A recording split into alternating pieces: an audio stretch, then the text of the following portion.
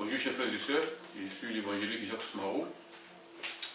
Nous sommes encore là dans le cadre de notre étude biblique et notre prédication réseau partage chrétien. Voilà, c'est une émission que nous avons mise par la grâce du Seigneur sur pied afin que le corps de Christ soit entretenu. Le Seigneur passe par nous pour pouvoir donc faire son œuvre. Nous sommes donc des instruments de l'aimer juste. Voilà. Notre rôle, c'est d'amener les enfants de Dieu, de pousser les enfants de Dieu à la prière, à la méditation, hein, et réellement à vivre selon la parole de Dieu. Parce que nous savons qu'il y a beaucoup de fausses doctrines aujourd'hui qui circulent, qui mettent en danger les enfants de Dieu. Donc nous voulons donc par le Seigneur, par la puissance du Seigneur, les amener à lire eux-mêmes la Bible et à vérifier dans la Bible tout ce qu'ils entendent comme prédication ou tout ce qu'ils voient. Il faut qu'ils méditent eux-mêmes pour ne pas se laisser tromper. S'ils voient un enfant, un pasteur prêcher sur la chair, ce n'est pas une mauvaise chose, mais s'ils viennent, ils prennent note, ils viennent à la maison et ils vérifient, afin de savoir si cet homme est réellement de Dieu ou pas. Et aussi, il faut qu'ils vérifient la vie des serviteurs de Dieu, de ceux qui sont au devant d'eux, afin qu'ils ne se laissent pas tromper. Voilà, donc aujourd'hui, notre thème est « N'ayez pas peur de la montagne ». Parce que Jésus, après avoir libéré une personne, c'est une personne réellement libre. Et cette personne n'a plus à craindre quoi que ce soit dans ce monde. C'est pour cela que j'ai nommé cette prédication « N'ayez pas peur de la montagne ». Parce que nous voyons aujourd'hui que la plupart des enfants de Dieu, lorsqu'ils sont sauvés, ils sont sauvés partiellement ou à moitié. Ils ont peur encore des sorciers, ils ont peur de certaines choses dans ce monde, alors qu'ils n'ont plus lieu d'avoir peur de quoi que ce soit. Quoi que ce soit, j'ai dit. Un enfant de Dieu n'a pas le droit d'avoir quoi que ce soit, d'avoir peur de quoi que ce soit. Une fois que tu es libéré avec Jésus, c'est fini. Il suffit seulement de mettre sa parole en application et de vivre comme il le dit. Et le Seigneur est là pour nous protéger. Il nous protège. Rien ne peut effrayer un enfant de Dieu.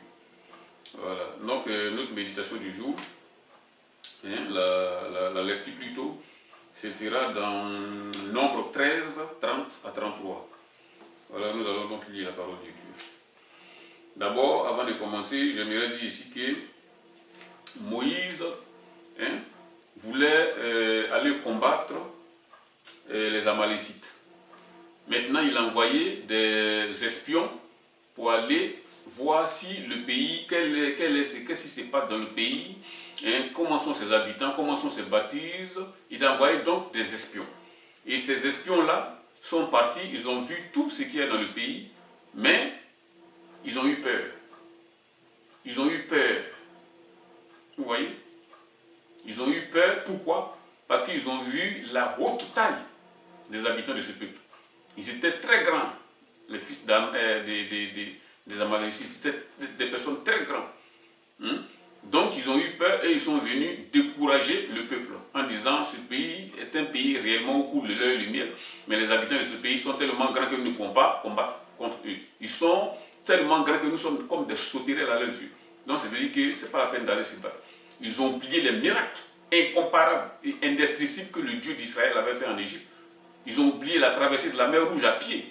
Ils ont oublié l'eau qui est sortie de la roche. Ils ont oublié que Dieu est capable de tout et que Dieu n'a pas d'adversaire. Ils ont oublié tout cela. Par conséquent, ils vont avoir une fin horrible. Donc cela, nous allons donc commencer donc notre prédication. Et pour cela, je vais d'abord prier le Seigneur avant toute chose. Éternel Dieu, je rends louange et honneur pour ta grâce infinie. Merci de ce que tu nous as encore donné ce moment. Tu es le seul qui nous parle, Seigneur. Même moi qui parle, Seigneur Dieu, je suis aussi à l'écoute. Parce que c'est toi qui nous utilises, nous sommes que Seigneur des saints instruments. Et te remets tout sur tes puissantes mains, afin de nous aider à marcher sur ta parole, que ta puissance nous soit efficace et l'élévation de ta pratique à tous. Merci pour ta grâce au nom de Jésus. Amen. Voilà. Donc, nous allons donc commencer la prédication ici. Il est ici dit dans le verset 30 de Nombre 13, Nombre 13, Caleb fit taire le peuple qui murmurait contre Moïse.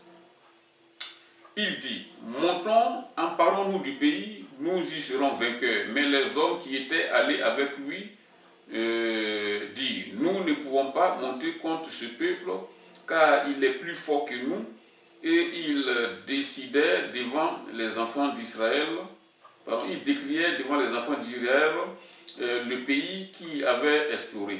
Et il dit, le pays que nous avons parcouru pour l'explorer est un pays qui dévore ses habitants. Tout ce que nous avons vu sont des hommes de très haute taille. Et nous y avons vu les géants, enfants d'Anak. De la race des géants, nous étions à leurs yeux comme des sauterelles. Vous avez vu? Au lieu d'encourager le peuple de Dieu, ils viennent dire autre chose ici. C'est vrai que ces hommes étaient très hauts de statut. C'était des personnes qui étaient très hauts de statut. Nous avons vu des fouilles archéologiques qui ont prouvé qu'effectivement de tels hommes ont existé dans le passé. Si vous avez allé sur Internet, vous tapez les Anakim, les Néphilim. Vous allez voir des ossements d'hommes qui peuvent atteindre peut-être même 15 à 10 mètres de haut. Hein. Ils étaient extrêmement puissants. Mais avec le Seigneur, la puissance d'un homme ou bien de toute créature n'est rien.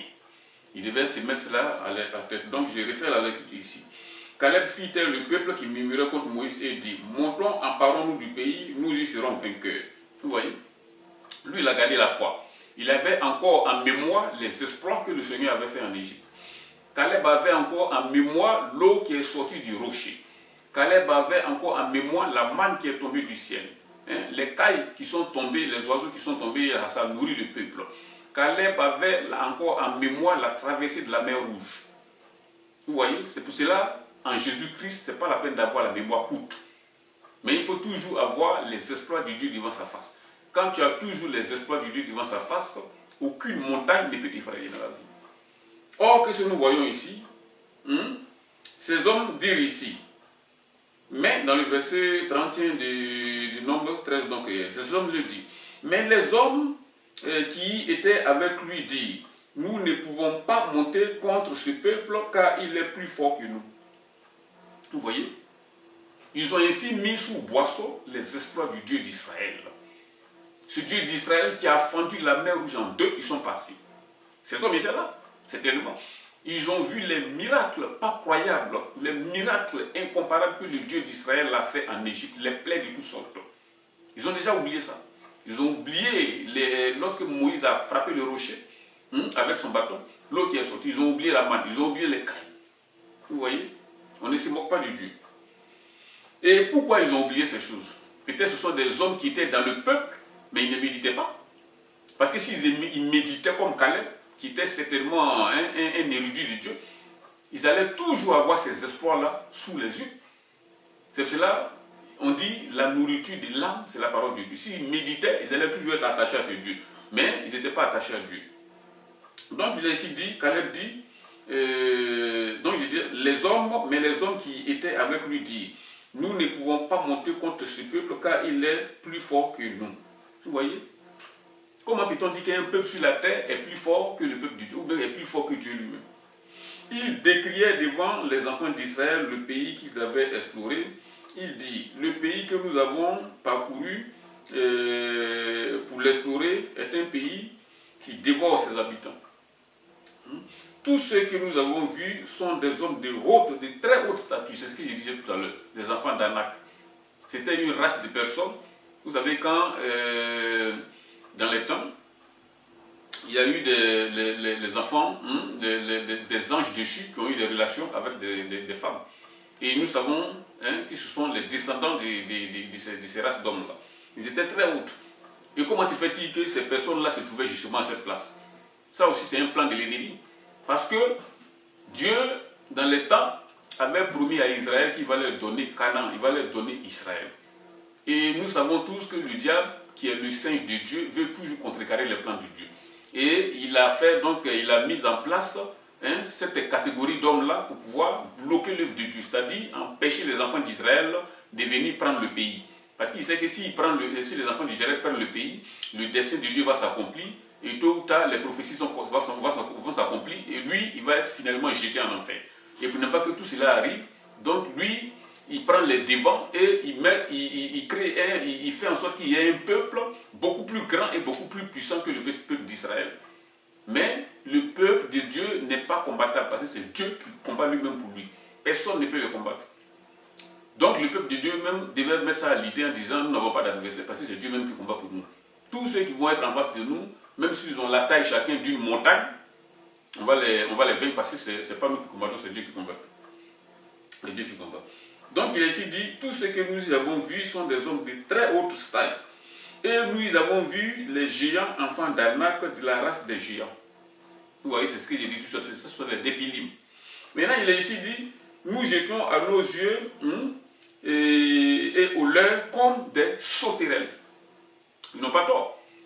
Et effectivement, ce sont des gens de très grande taille, 30 mètres, 20 mètres, de 15 mètres là. Nous avons vu des revues ou des témoignages, des reportages qui ont montré dans des fouilles archéologiques où il y avait même des bulldozers qui étaient arrêtés à côté de ces hommes-là comme des bandits du balai, des bulldozers. Ils étaient très grands, ils pouvaient même prendre 20 hommes et puis les mettre dans leur bouche. Donc, humainement parlant, personne ne pouvait combattre ces personnes. Mais face à l'armée de Dieu, ce n'est pas les hommes qui combattent, mais c'est Dieu lui-même qui combat. Donc ça n'a rien à voir. En principe, ces gens qui étaient d'Israël devaient savoir ces choses. Vous voyez?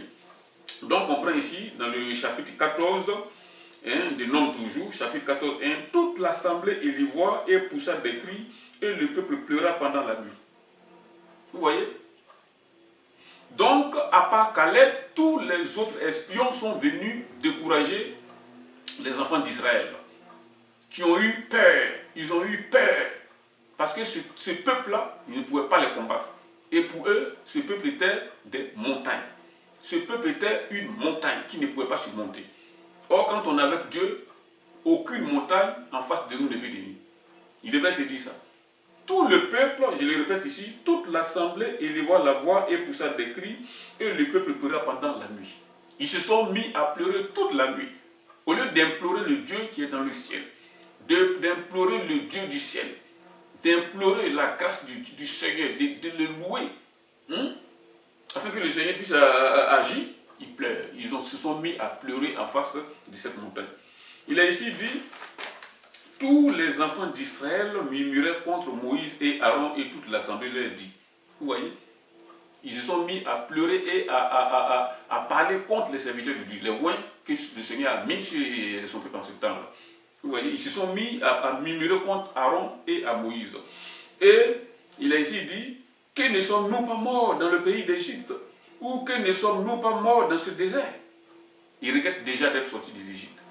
L'Égypte, auquel le Seigneur les a libérés, ils regrettent déjà d'être sortis de là parce qu'ils ne veulent pas affronter les enfants d'Anak. Vous voyez?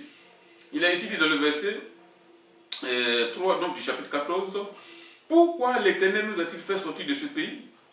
Où nous tomberons, amenés dans ce pays, où nous tomberons par l'épée et nos femmes et nos enfants deviendront une proie. Ne vaut-il pas mieux pour nous de retourner en Égypte? Vous voyez? La libération incroyable que le Seigneur s'apprêtait à leur faire ne les faisait rien. Ils avaient déjà perdu espoir, ils avaient perdu la foi, ils avaient perdu l'espoir. Or, le Seigneur, le Créateur de l'humanité, lui qui n'a pas d'adversaire, était avec eux. Ils ont oublié tous les espoirs de ce Dieu-là. Ils disent ici, et ils se disent l'un à l'autre, montons un chef, nommons un chef et retournons en Égypte. Vous voyez? C'est le cas de beaucoup de personnes aujourd'hui qui étaient sauvées auparavant, qui sont retournés en Égypte, c'est-à-dire ils ont abandonné l'œuvre de Dieu, ils ont abandonné la parole de Dieu, ils ont abandonné le salut et ils sont retournés à ce qu'ils ont vomi. C'est ce que les enfants d'Israël voulaient faire. Mais pendant ce temps, le Seigneur, il les regardait pour voir. Parce que ces personnes n'avaient pas la foi en Dieu. S'ils avaient la foi en Dieu, ils n'allaient pas chercher à nommer un chef pour pouvoir retourner en Égypte. Il est ici dit dans le verset 5, Moïse et Aaron tombaient sur leur face parce qu'eux, ils savaient que ce qu'ils faisaient là allait attirer le courroux du Dieu sûr.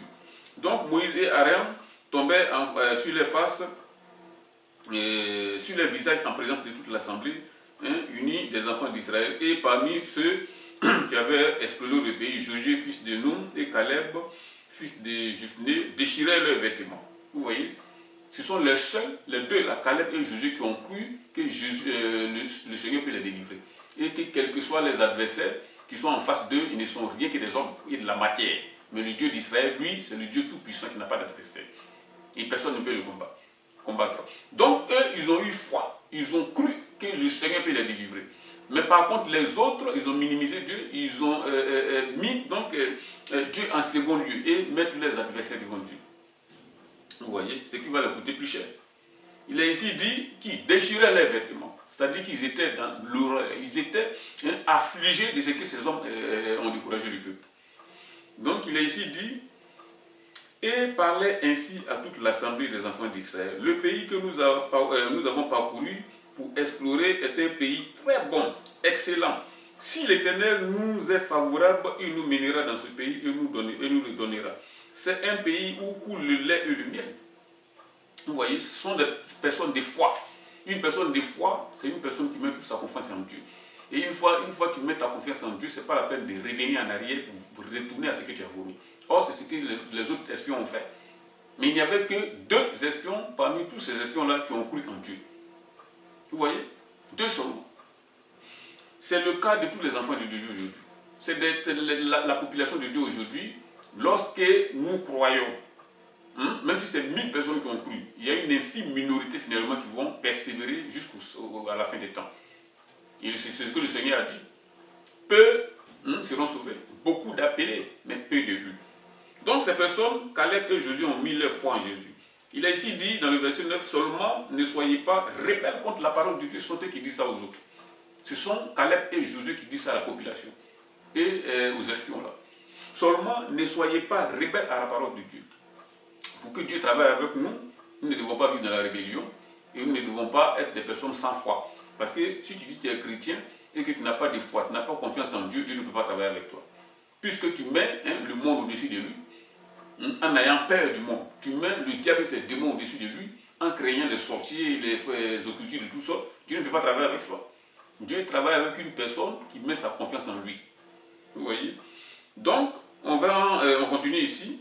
Il est ici dit, et ne les craignez point, les gens de ce pays, car ils nous serviront de pâture, ils n'ont plus d'ombrage pour le couvrir. L'Éternel est avec nous, ne les craignez point. C'est Josué et Caleb toujours qui disaient ça.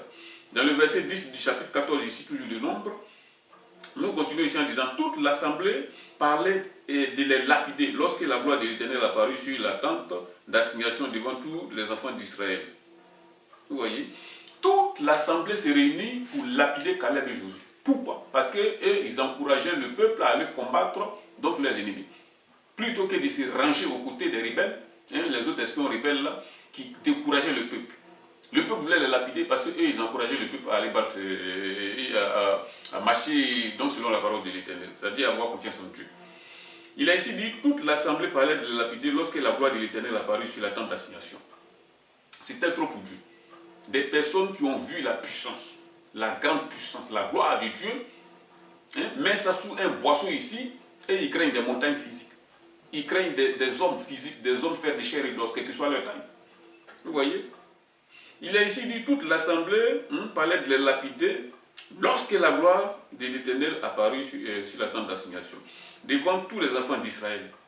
Vous voyez? Et l'Éternel dit à Moïse, jusqu'à quand ce peuple me méprisera? Vous voyez? Ce n'est pas seulement un simple rejet, c'est un mépris à l'égard de Dieu, de ce que vous laissez le Dieu très haut pour pouvoir craindre des hommes, pour pouvoir craindre de la matière. Parce que ces hommes-là sont que des matières, sont que des simples vigueurs et petites matières devant Dieu. En un souffle, il va brûler toute cette population-là, sans même faire cas de quoi que ce soit comme arme de pointe. Nous avons vu, lors de la bataille de Josué contre une population, il y a des pierres qui sont tombées du ciel. Josué, son armée n'ont même pas eu besoin d'épées pour pouvoir combattre. Beaucoup de pierres sont tombées du ciel, et ceux qui sont morts par les pierres tombées du ciel étaient plus nombreux que ceux qui sont morts par les épées. Vous voyez? Ce Dieu qui est capable de faire tout cela, ils n'ont pas eu leur confiance en ce Dieu, ils ont plutôt craint les hommes. Et l'Éternel dit à Moïse, jusqu'à quand ce peuple me méprisera-t-il? Jusqu'à quand ne croira-t-il pas en moi, malgré tous les prodiges que j'ai faits au milieu d'eux? Je le frapperai par la peste et je le détruirai, mais je ferai de toi une nation plus puissante que lui. Vous voyez, le Seigneur voulait recommencer le cycle d'Israël. Parce qu'il en avait trop, c'était trop. Il ne voulait plus de ce peuple au cou raide. Il ne voulait plus de ce peuple incrédule. Donc il voulait éliminer tout ce peuple pour pouvoir faire de Moïse une nouvelle génération, c'est-à-dire reprendre sa promesse et constituer encore Israël par Moïse. Mais vous allez voir en homme de Dieu ce que Moïse va dire ici. Moïse dit à l'Éternel, les Égyptiens la prendront et au milieu d'eux, duquel tu as fait monter ce peuple par ta puissance. Et ils le feront aux habitants, et ils diront aux habitants de ce pays, ils savaient que toi, l'Éternel, tu es au milieu d'eux, de ce peuple, que tu apparais visiblement, toi, l'Éternel. Vous voyez, que tu apparais visiblement, toi, l'Éternel. Donc, nous allons nous arrêter ici au verset 12 du chapitre 14, donc du Nombre toujours. Je le frapperai par la peste et je détruirai ce peuple, mais je ferai de toi un peuple, une nation plus puissante. Vous voyez, c'était trop pour l'Éternel. Parce que le Seigneur les nourrit. Il prend soin d'eux. Il les a montré tout ce dont il est capable. Parce qu'ils sont sortis d'Égypte. Et quand ils sont sortis d'Égypte, c'est par la puissance de l'Éternel qu'ils sont sortis. Ils ont vu tous ces miracles-là, mais malgré cela, ils n'ont pas confiance en l'Éternel. C'est pour cela nous ne devons pas craindre les montagnes qui sont en face de nous. Parce que c'est Dieu qui a créé les montagnes. Donc il peut les abattre. Voilà. Donc, conclusion donc, de cette prédication. En tant qu'enfant de Dieu, nous n'avons plus à avoir peur du monde ni tout ce qu'il y a dans ce monde. Parce que nous ne marchons pas avec n'importe qui. Nous marchons avec le Seigneur des Seigneurs, le Roi des Rois qui n'a pas d'adversaire. Aucun, ni personne ne peut vous toucher, si Dieu lui l'a permis. C'est pour cela que nous devons avoir confiance en Jésus, ne pas craindre la montagne, mais craindre Dieu qui est en face de nous et qui marche avec nous.